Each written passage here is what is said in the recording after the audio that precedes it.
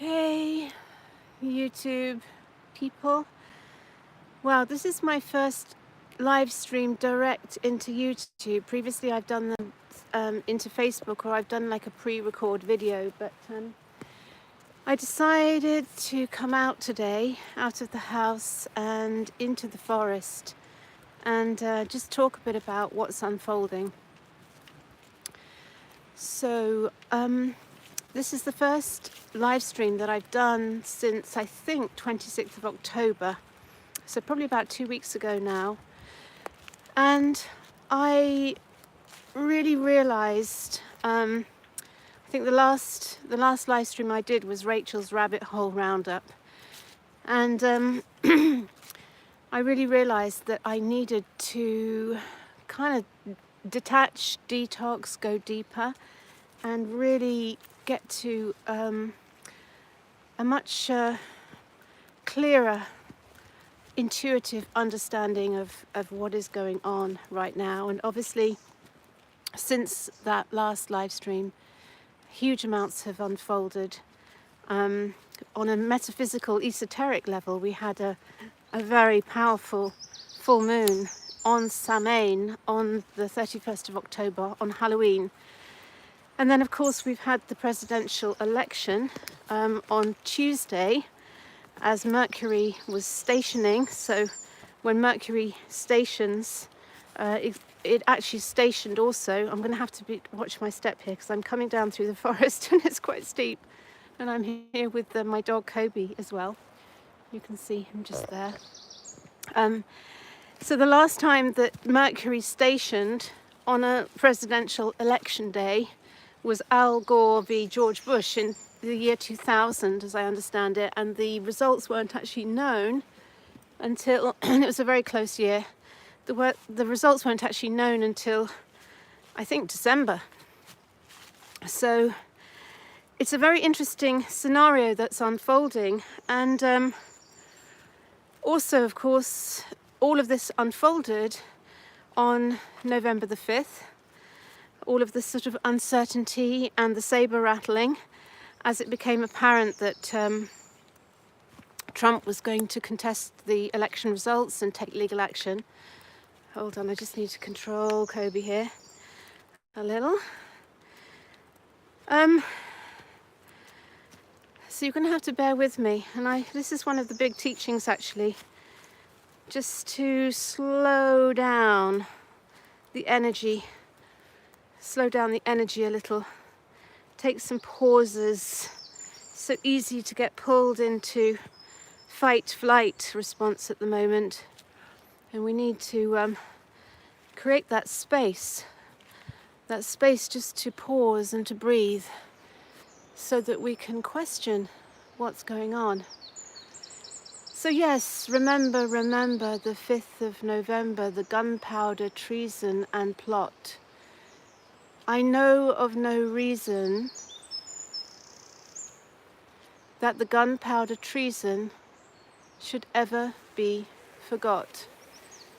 I'm quoting there from the opening of V for Vendetta, if you've seen that amazing movie, which was filmed in 2006, which predicted a totalitarian Britain under the control of a fascist leader who had used a virus to create fear amongst the people and to control them. Ring any bells? I was also looking at a bit of the history of American independence, and if you are into astrology, by the way, this live stream may go on for a while because I'm going to just take my time, and on this Saturday, what's the time? Must be about midday. Yeah, I was looking into the history of the American War of Independence, and of course America was born out of conflict. It was born out of the struggle of the uprising of the colonialists, or colonists, who the British Army had stationed forces within America. This is as I understand it, so please correct me, historians, if I'm wrong here. This is my sort of summary understanding, is that the American settlers were being protected by the British Army against the Native American Indians, who obviously did not want their land to be invaded, and there were constant uprisings from the American native Indians. And the British Army, the British had sent their army to protect the colonists, and the colonists were having to pay taxes to the king, and there was increasing unrest and uprising and consternation that they should have to do that. And in the end, the Boston Tea Party was where they were having to pay taxes on tea, and they dumped all of the tea in Boston Harbour, the Boston Tea Party. And then there was basically an uprising against the British military, which turned into the American War of Independence. So I'm just going to step back here. Some ramblers. We're in lockdown. I'm having my official day out of the house as allowed by Boris. And here are some walkers. Hello. Hi. Oh, sorry. It's my dog. He loves people. Yes. Kobe, come on. Very friendly dog. Come here. Come on. No licking, everyone. Okay. Yeah, don't want to be like Joe Biden, do you, Kobe? Licking everyone. I'll come on to Biden, Trump later. That was just a little joke there. An ironic joke. Yeah, so where was I? The American War of Independence. So there was this uprising and this fierce battle, and eventually the colonists won and the British had to concede defeat, and America won its independence. But the American War of Independence was born essentially out of civil war, and also the deeper unresolved trauma, I guess, is that the land of the colonists was stolen from the Native American Indians. So there's a tremendous amount of trauma that the United States of America is built upon.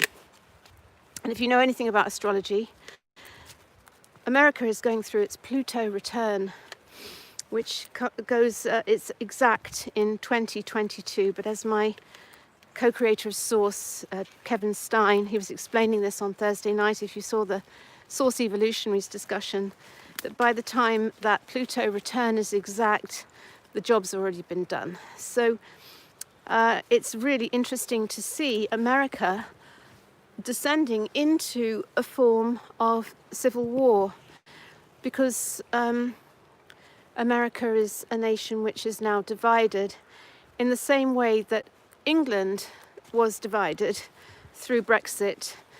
And so this duality, polarity, split, which is creating so much fight.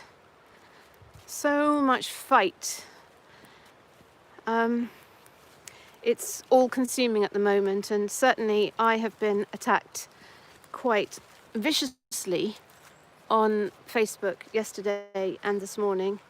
So one of the reasons I wanted to come off screens and get in the woods, but technically I'm still on a screen as I have you here with me. So just bear with me while I walk. I'm just negotiating a bit of a steep path down through the forest here. So a friend of mine called me this morning, getting a bit heated and saying, why am I banging the drum for Biden? Well, actually, if you look at my posts, they have nothing to do with Biden. They're simply questioning Trump.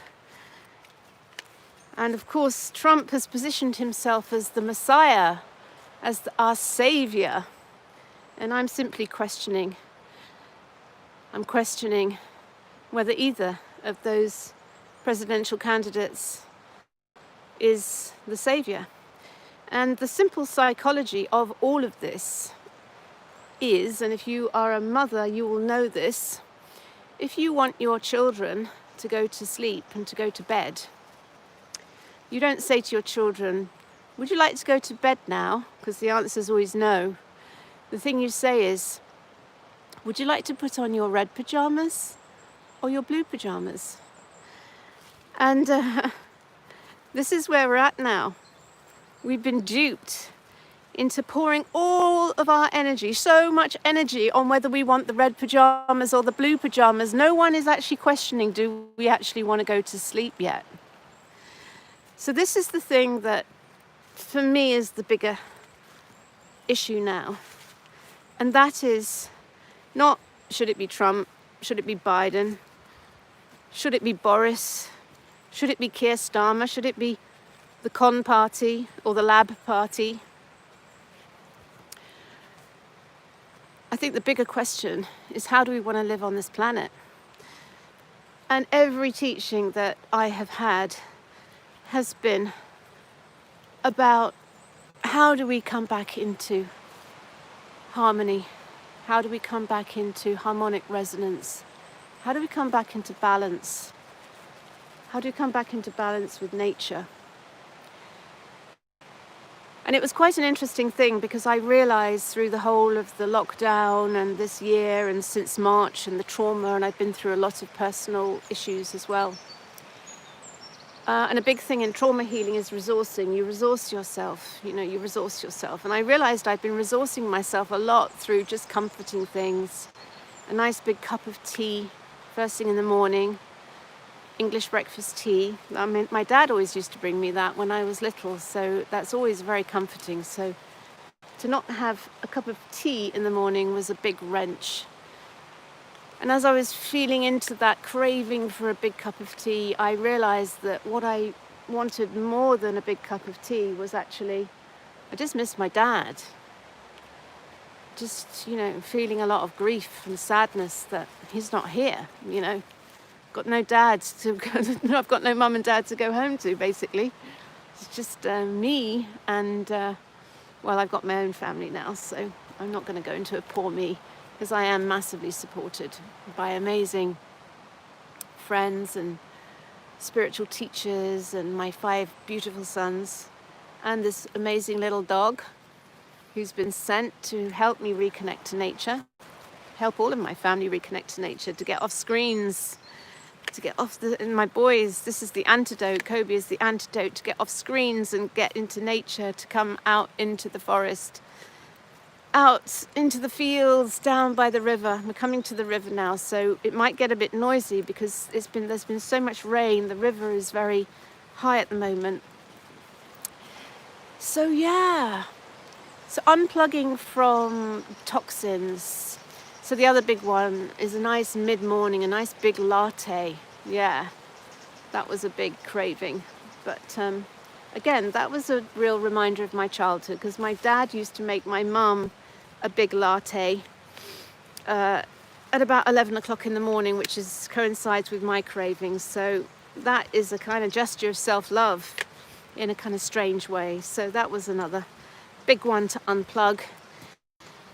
And then no sugar, no dairy, no meat, no alcohol.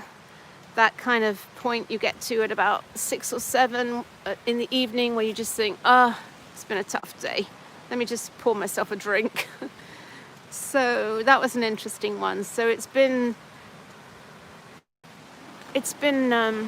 very liberating, actually, to unplug from all of those toxins and to be able to get to that place of super sparkling, clear purity, where you can feel everything like a spider on a web, feeling every piece of dissonance in the grid. Okay, you can hear it getting louder, because here we are.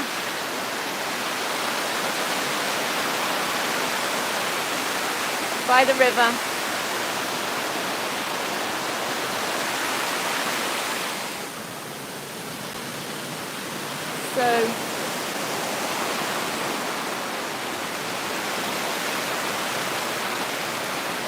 So one of the beautiful things about my new home is that the water comes from the same natural spring that this amazing river flows from. It's extremely pure, the water here. It's living water. And the chi of the air,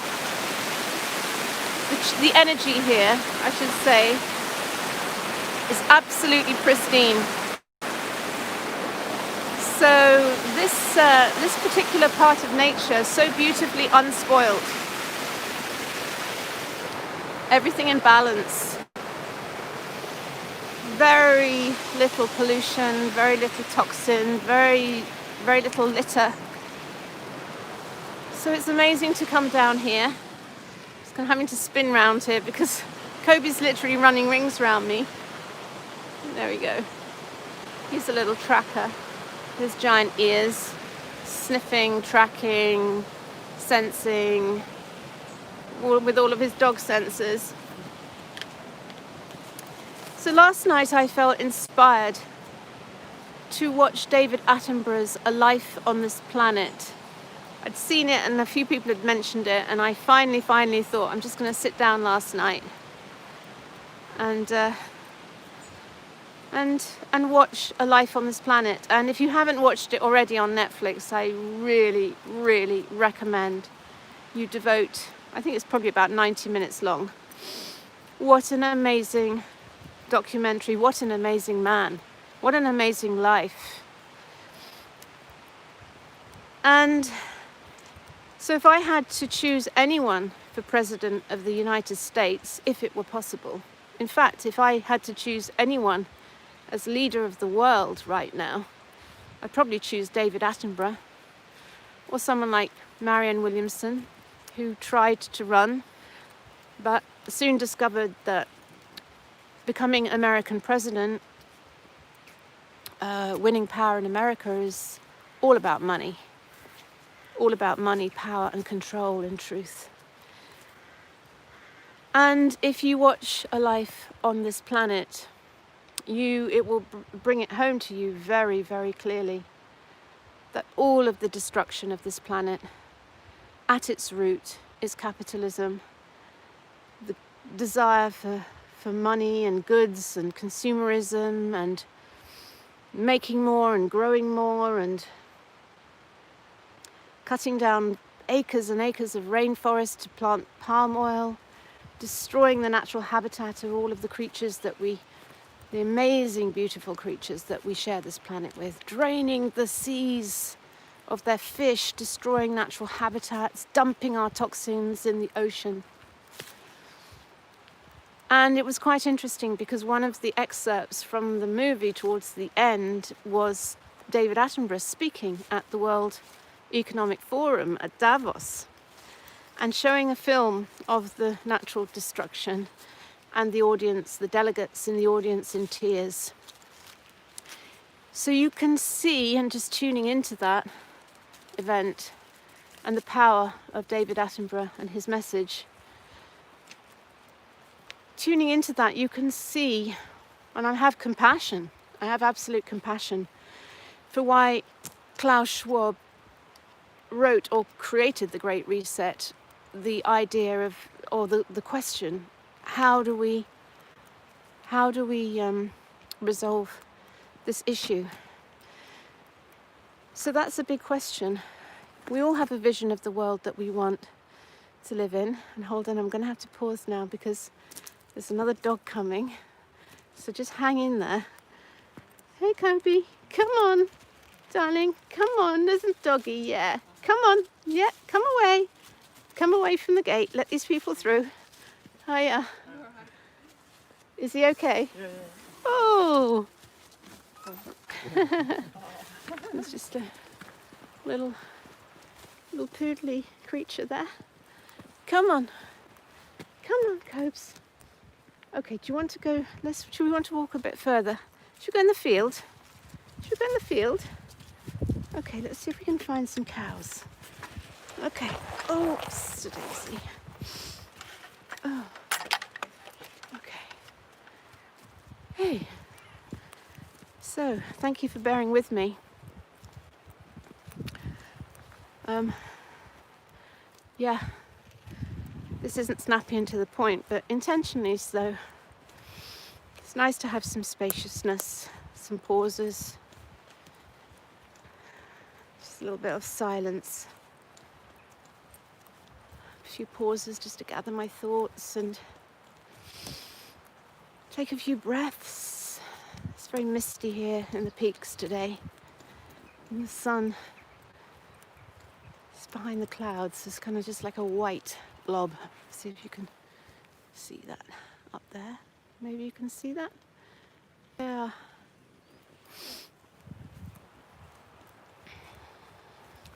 Not as cold as it was. I'm going to go up here actually. Actually no, I'm not going to go up that way. Come on, Cobes, let's just keep going. Yes, so the big question is, and this is the $1 million question, it's probably the $1 billion question, or the 7 billion people question, really.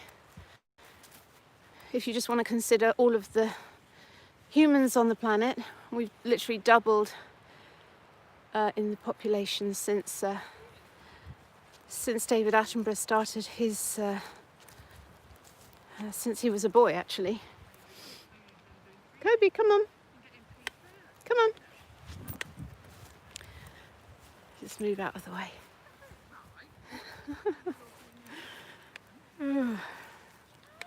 So the big question is, how do we get from where we are now to that vision of a world which is restored, back in peace, back in harmony, where we're back in tune with nature? How do we do it? He's very friendly. Yes. Okay. Come on, Kobe. Yeah, so that is the 7 billion people question. And when you count all of the creatures on the planet, it goes way beyond what's right for humans, what's right for all the whales and the winged ones and the four-legged ones who don't have a voice, who don't have a vote, who have to just suck it up, just have to try and find a way to deal with the toxin, clean the toxin, or just die and see their loved ones die because we have been so unconscious. So the good thing about all this, if there is a good thing about all of this chaos and all of this contrast that we're experiencing right now, is that it's waking us up. We're popping like popcorn. We're starting to question. Actually, I don't want the red pajamas and I don't want the blue pajamas. I actually don't want either pair of pajamas. I want a whole different scenario. I want to go in a whole different direction.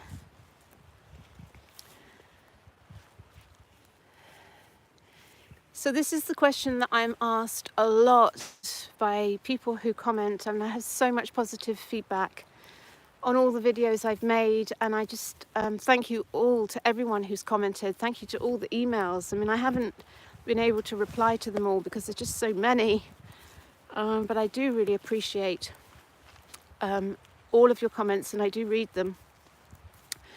And the big question from many, many people is, what do we do?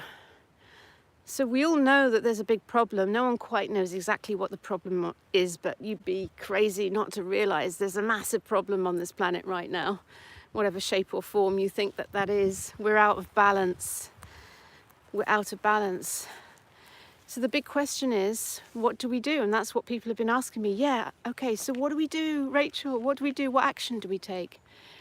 And it's also interesting that a lot of people, several people, not a lot, several people, I think we mentioned in one of the Wise Women talks about prayer, the power of prayer and meditation. And there was a kind of response of, yeah, but that's not going to do anything. That's not going to do anything. Prayer and meditation, we need action. Which is such a program, isn't it? This doing. The power of prayer and meditation, and also the power of coming out into nature, is it helps us to come back to 0 point, to that place, to the heart, to that point of balance, to that place of connection with a power greater than ourselves, in nature, in sacred geometry. As I said in The Last Wise Woman, that is an anagram. Thank you to Merlin Max Priest, who pointed this out. He's the king of anagrams. Sacred geometry is an anagram for my God recreates. So there's a tremendous power in coming back to 0 point, to harmonic resonance, to being in tune with nature, to coming back into harmony. Whichever way you want to do that, you might even do that through singing and sound, and all of which we've been banned from doing. There's tremendous power in harmonic resonance, and when we come to that 0 point, whatever action that emanates. Oh look, here we go. It's Kobe. He's gone round the post and wrapped himself around the post. I'm going to have to back up. And go through this little gap. Okay. So yeah, there's tremendous power in coming to 0 point, to perfect harmonic resonance. Because whatever intentions we set, whatever prayers we make, whatever action emanates from that 0 point place, whatever words we speak, have got so much more resonance than when we are acting out of adrenaline response, out of fight, flight. And it's so easy to be triggered and to be sucked in to this crazy red pajama, blue pajama battle. I'm right, you're wrong, me, my way, the highway. And this is how the system has kept everyone under power for so long. It's kept everyone in the mind, trying to logically work it out. It's disconnected us from nature. It's created dissonance. If you look at the cities, when you live, I lived in London for a long time, and yeah, it's very hedonistic and very addictive living in the city. But when you unplug from the city and you go back to the city, you realize it's a machine, it's a dissonance machine, and it's an addiction machine, and it's a trauma machine, and it's a triggering machine. You ever decide to, if you live out in the country, decide to go and drive through London, it'll really bring it home to you. So we need to find a way to come back into resonance, into harmonic resonance. We need to find a way to uninstall the red pajama, blue pajama program. And Klaus Schwab has had his stab at it with the Great Reset. And of course, his program is 1930s Germany. That's when he was born. So of course, his solution to the problem is going to be about command and control. How could it not be? Unless he uninstalled that program, that's the program that he has running. So let's have compassion, because we all want to find our way to a life of harmony and harmonic resonance. But the question is, how do we do it? Woo! Okay. All right. Okay. Hey, look at this lovely doggy. Hey. Oh, it's okay. Hello. Hi. Bit of drama there. Yeah. Okay, goes. All right. Yeah. It was a big dog. He's got a loud bark. He had a loud bark. Oh, I think his bark was worse than his bite, Kobe. A little bit of adrenaline there. I wasn't expecting that. I was distracted.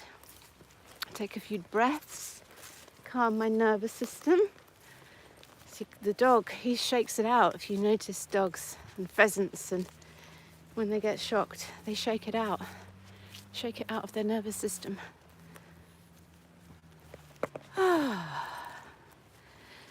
So yeah, I'm having watched the David Attenborough documentary, I'm kind of feeling a bit more compassion for Klaus Schwab and his Great Reset, and I think possibly his heart is in the right place. But I feel that David Attenborough's solution is the one that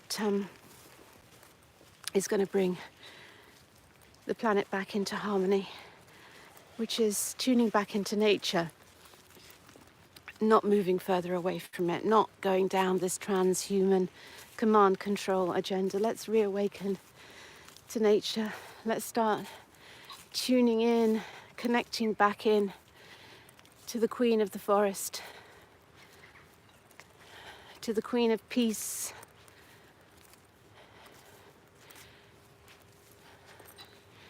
and so I'm just so grateful to have been relocated into this wonderful place, which is so beautiful and so much in harmonic resonance, to be able to stream from a place where so many people maybe don't have.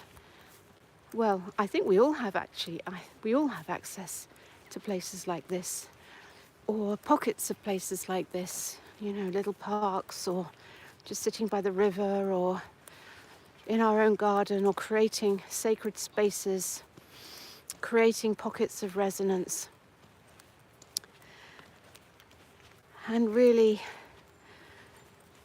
rather than fighting the externals, just going within to restore that balance and that place of harmony, and not being triggered to fall for the red pajama, blue pajama, fight, flight, fear, anger, game, which entraps us in the program and perpetuates the program. It's time to pattern interrupt it now. We don't want the red pajamas. We don't want the blue pajamas. We want a different way of being. Yeah, that's my message. Sending you lots of love.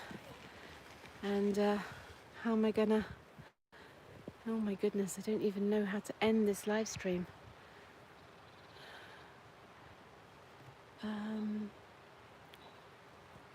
Let's see.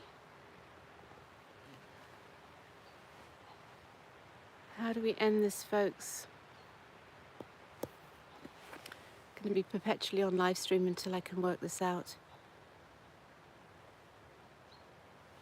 So, to anyone commenting, can anyone tell me how we end it? Maybe I need to... Orientation is locked.